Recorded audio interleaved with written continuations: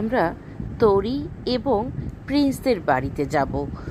তো তরি এবং প্রিন্স, ওদের দুজনের বৈশিষ্ট্য দু রকমের। তরি ঠিক মতো স্কুলে আসে না, আর প্রিন্স স্কুলে আসে কিন্তু ভীষণ রকম দুষ্টামিতে মত্ত থাকে।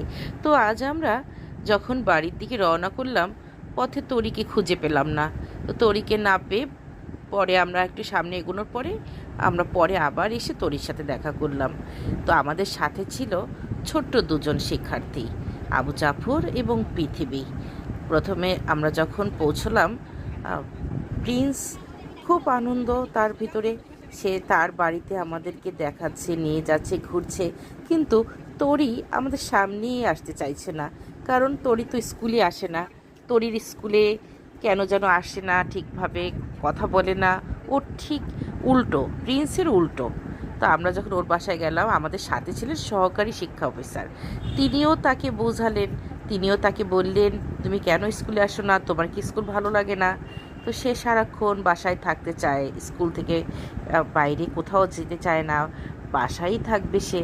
তারপর শেষে যখন আমি এবং স্যার কথা বললাম, তারপর সে মাথা নেড়ে সায় দিল যে সে এখন থেকে নিয়মিত স্কুলে আসবে। কিন্তু জানি না সে কত দূর আসে। তাকে বলেছি সে যদি ঠিকভাবে আসে তাহলে তাকে প্রতি মাসে একটা করে পুরস্কার দিব, এবং এই বিষয়টাতে স্যারও আমার সাথে সায় দিলেন। এবং আমরা তারপরে গেলাম প্রিন্সদের বাড়িতে। প্রিন্সের মা এগিয়ে এলেন ঘর থেকে এবং আমাদেরকে ভিতরে নিয়ে যাওয়ার জন্য বললেন। আমরা বললাম যে প্রচণ্ড গরম, আমরা হেঁটে এসেছি, আমরা বরং বাইরেই বসি। কিন্তু তিনি খুবই বলছিলেন যে চলেন ভিতরে বসি। তো প্রিন্সের মা, প্রিন্স একমাত্র সন্তান, প্রিন্স খুবই আদরের। তার বাবাও চাকরি করে, তার মাও পড়াশোনায় ভালো, তার সাথে ছিল তার ঠাকুরমা। ঠাকুরমাও অনেকভাবে সচেতন, কিন্তু প্রিন্সকে কোনোভাবেই তার দুষ্টুমি থেকে মানিয়ে নেওয়া যায় না। তো সে তার সবসময় তার নালিশ, অন্য শিক্ষার্থীদের বিরুদ্ধে তার নালিশ। তো আমরা তার বাড়িতে যাওয়ায় সে অনেক খুশি হলো।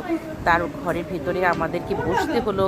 সেখানে তার ঠাকুরমা, তার মা আমাদের জন্য আপ্যায়নের ব্যবস্থা করতে লাগলেন। কিন্তু আমি যতই বলছিলাম যে না, আমরা কিছুই খাবো না, কিন্তু তিনি খুব করে চাইছেন, যেহেতু আমরা ঘেমে এসেছি, তিনি বললেন না, একটু হলেও আমাদের শরবত খেতেই হবে।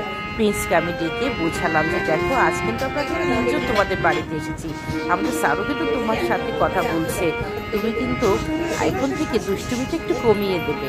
তো প্রিন্স কি করলো, শেষে তো আমরা খুবই অবাক। সে কিন্তু কখনো স্কুলে বসে গান শোনায় না। আমাদের ওর বাড়িতে গিয়ে যখন ওদের হারমোনিয়ামটা আমাদের চোখে পড়লো, তখন প্রিন্স এবং পৃথিবী দুজনেই বসে গেল আমাদেরকে গান শোনাতে। স্যারেরও সময় ছিল না, তবু তাদের দুজনের গান না শুনে তো ওঠার উপায় নেই।